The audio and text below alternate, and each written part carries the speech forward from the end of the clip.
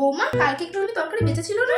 তা সেই তরকারিটা তো দেখলাম না সকালে খাবার টেবিলে। কোথায় রেখেছো? হ্যাঁ মা, আসলে বাসি হয়ে গেছিল তো, আর একটু গন্ধও বেরোচ্ছিল, সেজন্য আমি ফেলে দিয়েছি। সত্যি বৌমা, আমাদের বাড়িতে খাবার আমরা নষ্টই করি না। বাবুর টাকা কি এমনি এমনি গাছ থেকে ঝরে ঝরে আসে? কষ্ট করে টাকাগুলো ইনকাম করতে হয়। Next day. মা, এই খাবারটা খেয়ে বলেন তো কেমন হয়েছে? বাহ, কোন বেলায় রান্নাঘরে ঢুকে চড়ে, এই বেলায় আমি খেতে পাচ্ছি। খেতে যে পাচ্ছি এই অনেক। রান্না তো ভালোই হয়েছে। তুমি করেছো না বাইরে দিয়ে? কি এ বৌমা, সাদা সাদা এই তো আরো রয়েছে। আসলে মা, আমি রান্নাঘরে গিয়ে দেখি একটা বড় ভম্বিড়াল ওর মধ্যে মুখ দিয়েছে, কিন্তু আমি তো সবকটা লোম বেছে বেছে ফেলে দিয়েছিলাম। দুই একটা লোম ছিল, সেটাই আমার থালায় পড়ে গেছে। বিড়ালে মুখ দিয়েছে, সেইটা তুমি আমারে খেতে দিয়েছো?